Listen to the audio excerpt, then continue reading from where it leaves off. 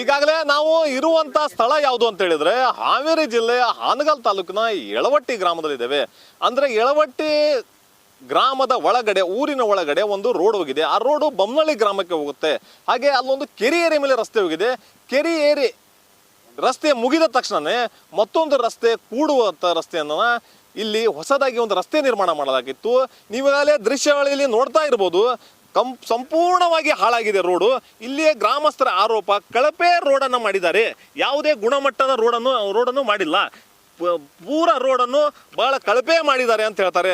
ಹಾಗಾದ್ರೆ ಸಂಬಂಧಪಟ್ಟಂತಹ ಇಲಾಖೆ, ಅಂದ್ರೆ ಇಲಾಖೆ ಅಂತ ಹೇಳಿದ್ರೆ ಜಿಲ್ಲಾ ಪಂಚಾಯತಿ ಇಲಾಖೆ ಒಳಪಡುವಂತಹ ಈ ರಸ್ತೆಯನ್ನ ಇಂಜಿನಿಯರಿಗೆ, ಅಂದ್ರೆ ನಾವು ಜಿಲ್ಲಾ ಪಂಚಾಯತ್ ಇಂಜಿನಿಯರಿಗೂ ಹೇಳಿದ್ರು ಕೂಡ ಯಾವುದೇ ರೀತಿಯನ್ನು ಕ್ರಮ ಕೈಗೊಳ್ಳದೆ, ಉನ್ನತ ಮಟ್ಟದ ಅಧಿಕಾರಿಗಳು ಸಹ ಹೇಳಿದ್ವಿ, ಆದರೆ ಇಲ್ಲಿ ಸ್ಥಳಕ್ಕೆ ಬಂದು ಯಾವುದೇ ರೀತಿ ಪರಿಶೀಲನೆ ಮಾಡದೆ ಗ್ರಾಮಸ್ಥರು ಇಲ್ಲಿ ಓಡಾಡೋದಕ್ಕೆ ಬಹಳ ತೊಂದರೆ ಆಗ್ತಾ ಇದೆ ಅಂತ ಹೇಳಿದ್ರು ಯಾವುದೇ ಮಾತು ಕೇಳ್ತಾ ಇಲ್ಲ ಅನ್ನೋ ಆರೋಪ ಗ್ರಾಮಸ್ಥರದಿದೆ.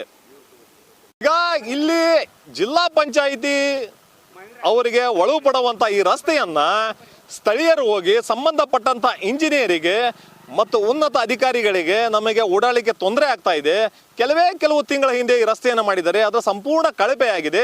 ಕೆರೆ ಏರಿ ರಸ್ತೆ ಕೂಡ ಮೊದಲು ನಿರ್ಮಾಣ ಮಾಡಿದ್ರು, ಮತ್ತೆ ಅದನ್ನ ಮತ್ತೊಂದ್ಸರಿ ನಿರ್ಮಾಣ ಮಾಡಿದ್ರು ಕೂಡ ಅಲ್ಲಲ್ಲಿ ಗುಂಡಿಗಳು ಬಿದ್ದಾವೆ ಅಂತೇಳಿ ಸ್ಥಳೀಯರು ಆರೋಪ ಮಾಡ್ತಿದ್ದಾರೆ.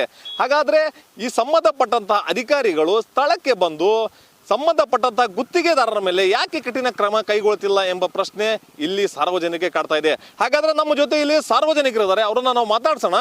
ಸರ್, ಈಗಾಗಲೇ ನೀವು ಯಳವಟ್ಟಿ ಗ್ರಾಮದವರು, ಇಲ್ಲಿ ಯಳವಟ್ಟಿಂದ ಬೊಮ್ಮನಹಳ್ಳಿಗೆ ಹೋಗುವ ಒಂದು ರಸ್ತೆಯನ್ನ ಕಳಪೆ ಆಗಿದೆ ಅಂತ ಹೇಳ್ತೀರಿ, ಅದು ಈ ರಸ್ತೆ ಯಾವಾಗ ಮಾಡಿದ್ರು, ಏನ್ ಮಾಡಿದ್ರು ಅಂತ ಹೇಳಿ? ಸುಮಾರು ಹಾವೇರಿ ಜಿಲ್ಲೆ ಹಾನಗಲ್ ತಾಲೂಕು ಯಳವಟ್ಟಿ ಗ್ರಾಮದವರು ನಾವು ಸ್ಥಳೀಕರು. ಇಲ್ಲೆಲ್ಲ ಜನ ಸಂತಿಗೆ ಆಯ್ತು ಎಲ್ಲದಕ್ಕೂ ಇದೇ ರೋಡ ಹಿಡ್ಕೊಂಡು ಹೋಗ್ಬೇಕು. ಆದ್ರೆ ಭಾಳ ತೊಂದರೆ ಆಗೈತೆ ರೀ ಸಾರ್ವಜನಿಕರಿಗೆ, ಭಾಳ ಅಂದ್ರೆ ಭಾಳ ತೊಂದರೆ ಆಗೈತಿ. ಸುಮಾರು ಈ ರೋಡ್ ಮಾಡಿ 2 ತಿಂಗಳಾಯ್ತು.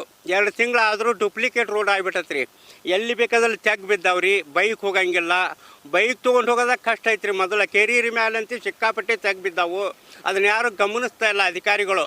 ಸುಮ್ಮನೆ ಡೂಪ್ಲಿಕೇಟ್ ರೋಡ್ ಮಾಡಿ ಹೋಗಿಬಿಟ್ರು ದುಡ್ಡು ತಕ್ಕೊಂಡು. ಹೀಗಾಗಿ ಇಲ್ಲಿ ಓಡಾಡೋರಿಗೆ ಮಾತ್ರ ಭಾಳ ತೊಂದರೆ ಆಗಿಬಿಟ್ಟತ್ರಿ.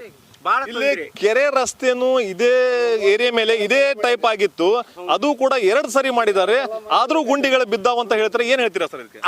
ಅದು ಎಲ್ಲ ಡೂಪ್ಲಿಕೇಟ್ ರೋಡ್ ರೀ ಸರ್. ಅದು ಯಾವುದೇ ಪಕ್ಷದವ್ರು ಬರಲಿ, ಈಗ ಅದೇನು ಭದ್ರತೆ ಆಗಿಲ್ಲ. ಈ ಸಲನೂ ಮಾಡಿದ್ರು ಅದು ಡೂಪ್ಲಿಕೇಟ್ ಆಗೈತಿ. ಇಲ್ಲೇನು ರೋಡ್ ಐತಲ್ರಿ, ಇದೆಲ್ಲ ತೆಗ್ ಬಿದ್ದು ಹೋಗ್ಬಿಟ್ಟತ್ರಿ. ಹೋಗೋದಕ್ಕೆ ಬರೋಕೆ ಭಾಳ ತೊಂದರೆ ಆಗತ್ತೈತಿ. ಬಚ್ಚಿಗೆ ತೊಂದ್ರೆ, ಕೆರೀರಿ ಮ್ಯಾಲೂ ಭಾಳ ತೊಂದರೆ ಆಗಾಕತ್ತೈತ್ರಿ. ಭಾಳ ಅಂದ್ರೆ ಭಾಳ ತೊಂದರೆ ಆಗತ್ತೈತ್ರಿ. ಹೀಗಾಗಿ ಅದನ್ನು ಆದಷ್ಟು ಬೇಗನೆ ಅಧಿಕಾರಿಗಳಿಗೆ ಬಂದು ಪರಿಶೀಲನೆ ಮಾಡಿ ಆ ರೋಡನ್ನು ಭದ್ರತೆಗೊಳಿಸ್ಬೇಕು ಅಂತ ನನ್ನ ಒಂದು ಅಭಿಪ್ರಾಯ. ಇಷ್ಟು ಸ್ಥಳೀಯರ ಹೇಳುವ ಮಾತು. ಇಲ್ಲಿ ದಿನನಿತ್ಯ ನಾವು ಓಡಾಡುವ ರಸ್ತೆ, ಹಾಗೆ ಶಾಲಾ ಮಕ್ಕಳಿಗೂ ಬಸ್ ಕೂಡ ಇಲ್ಲಿ ಓಡಾಡ್ತದೆ ಕೆರೆ ಏರಿಯಾ ಮೇಲೆ. ಕೆರೆ ಏರಿಯಾ ಮೇಲೆ ರಸ್ತೆ ಸುರಕ್ಷಿತವಾಗಿದ್ದಾರೆ, ವಾಹನಗಳು ಸುರಕ್ಷಿತವಾಗಿ ಓಡಾಡ್ತವೆ. ಇದಕ್ಕಾಗಿ ಸಂಬಂಧಪಟ್ಟಂತ ಅಧಿಕಾರಿಗಳು ತಕ್ಷಣವೇ ಸ್ಥಳಕ್ಕೆ ಬಂದು ಸಂಬಂಧಪಟ್ಟಂತ ಗುತ್ತಿಗೆದಾರರ ಮೇಲೆ ಕಠಿಣ ಕ್ರಮ ಕೈಗೊಂಡು ರಸ್ತೆಯನ್ನು ಸರಿಯಾಗಿ ಮಾಡಿಕೊಡಿ ಅಂತ ಇಲ್ಲಿ ಗ್ರಾಮಸ್ಥರು ಹೇಳ್ತಿದ್ದಾರೆ. ಇರ್ಫಾನ್, ಕರ್ನಾಟಕ ಟಿವಿ, ಹಾವೇರಿ.